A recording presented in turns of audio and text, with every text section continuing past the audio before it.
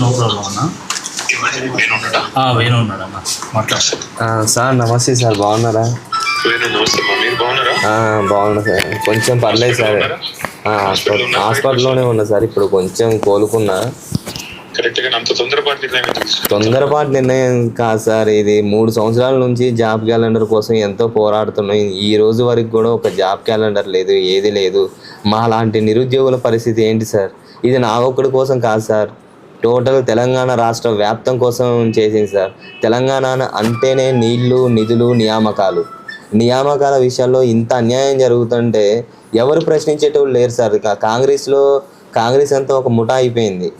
ఎవరితో అయినా మాట్లాడినా సరే పిచ్చి బూతులు, ఏం చేసినా సరే. చిన్న నాయకుని దగ్గర నుంచి కూడా ఎంత వ్యతిరేకత అంటే, కనీసం సార్ మా అమ్మ మెంటల్లీ వికలాంగురాలు, మా మానసిక వికలాంగురాలు, మాకు ఇల్లు లేదు, కనీసం మాకు ఇల్లు ఇవ్వలేదు సార్. వికలాంగురాలు కోటాలో ఇల్లు ఇవ్వకుండా ఎట్లా సార్? మా అమ్మ 17 సంవత్సరాల నుంచి మేము ఇబ్బంది పడుతున్నాం. మాకు అంత దారుణమా సార్? మరి నేను ఆ రోజే నిర్ణయించుకున్నా, ఏదో ఒకటి సాధించాలి, జాబు కొట్టంది నా లైఫ్ మారదు అనేసి నిర్ణయించుకున్నా. నాతో ఎవరున్నా లేకపోయినా నేను జాబ్ క్యాలెండర్ కోసమే నేను చచ్చిపోయే నిర్ణయం తీసుకున్నా.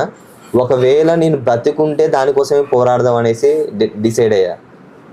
నేను ఒక మాట అమ్మా, నీ లెటర్ మొత్తం చదివినా నేను మీరు చదివిన తర్వాతనే నేను నాకు నిజంగానే చెల్లించిపోయి, ఆ తర్వాత నిజంగా చాలా బాధ అనిపించింది. కరెక్ట్ గా నిన్నటితో 2 ఏళ్ళు నేను జాబ్ క్యాలెండర్ విడుదల చేసి.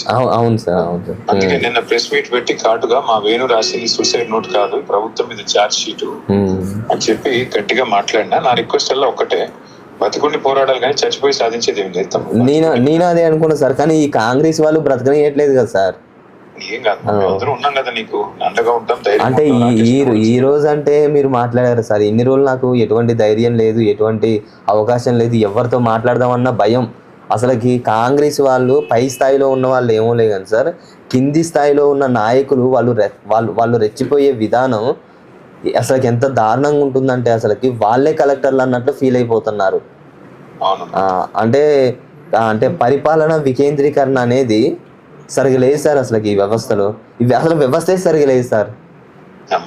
ఎంత దారుణంగా ఉందంటే అసలుకి. మేము ఒకసారి డిశ్చార్జ్ అయిన తర్వాత ఇంటికి వెళ్ళిన తర్వాత నేను ఖమ్మం వస్తాను, ఖమ్మంలో కలుసుకుందాము. తప్పకుండా నువ్వు అన్నట్టుగా జాబ్ క్యాలెండర్ కోసము వీళ్ళు ఇచ్చిన హామీలు అమలు చేసే దానికి పోరాడే దానిలో మేము మీకంటే అడుగు ముందుంటాం, మీ అందరికి అండగా నిలబడతాం. ఆ విషయంలో కన్ఫ్యూజన్ వద్దు.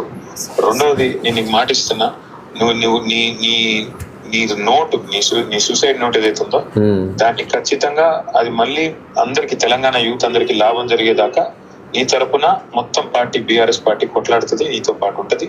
మనం ఖచ్చితంగా మళ్ళీ గవర్నమెంట్ లోకి వస్తాం. గవర్నమెంట్ లోకి వచ్చాక కూడా మీతో పాటు మీ నోట్ ఆధారం చేసుకుని రేపటి రోజున యూత్ కి న్యాయం చేసే బాధ్యత నాది. సరే sir. Thank you.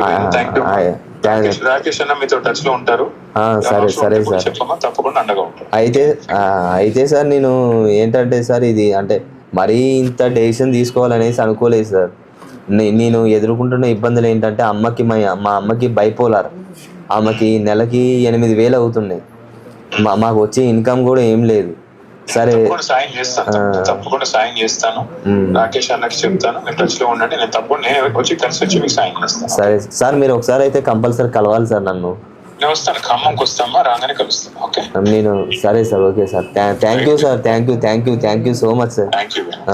Okay sir.